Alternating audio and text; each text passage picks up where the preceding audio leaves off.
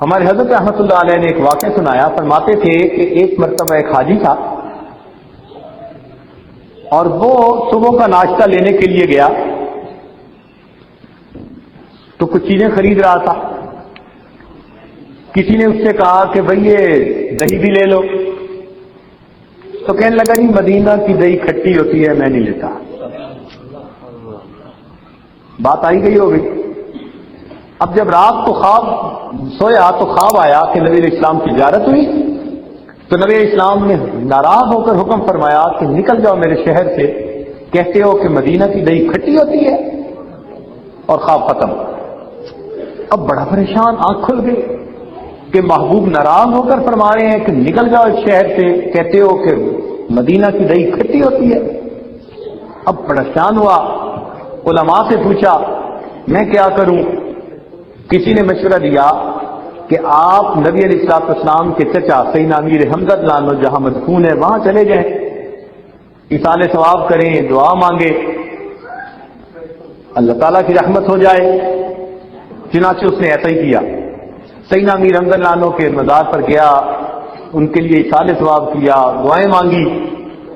رات کو آیا، خواب میں سیدنا امیر حمزہ لانو کی زیارت ہوئی. سیدنا امیر حمزہ لانو نے فرمایا کہ دعا تو اگرچہ آپ نے بہت مانگی وہ اپنی جگہ، لیکن جب آپ کو محبوب فرما چکے نکل جا میرے شہر سے، اب آپ کو رکنے کی اجازت نہیں، اگر نہیں نکلو گے ایمان سے محروم ہو جاؤ گے. چنانچہ اس آدمی کو شہر سے نکلنا پڑا. تو اس لیے جب وہاں جائے ہمارا ایک محبت کا تعلق ہے اس جگہ کے ساتھ، کسی چیز پر اعتراض نہ کریں. کیا ہم چند دنوں کے لیے زبان بند نہیں کر سکتے؟ ہر جگہ پر خوبیاں بھی ہوتی ہیں، خامیاں بھی ہوتی ہیں، انتظامات کے اندر کوتاہیاں بھی ہوتی ہیں، لاکھوں انسانوں کا انتظام کرنا ہوتا ہے. تو اگر کوئی اونچ نیچ نظر بھی آ جائے تو چپ رہنے کی ضرورت ہے، کمنٹس کرنے کی ضرورت نہیں ہے.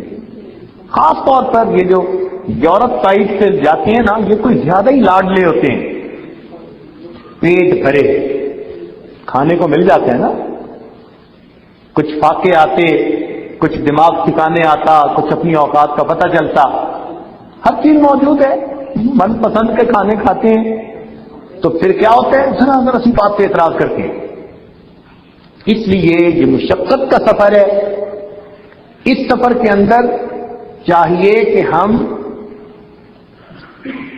کسی چیز پر اعتراض نہ کریں، اللہ رب العزت کا احسان مانیں کہ پروردگار عالم نے ہم جیسے گنہگاروں کو اس جگہ کے دیدار کی سعادت نصیب فرما دی.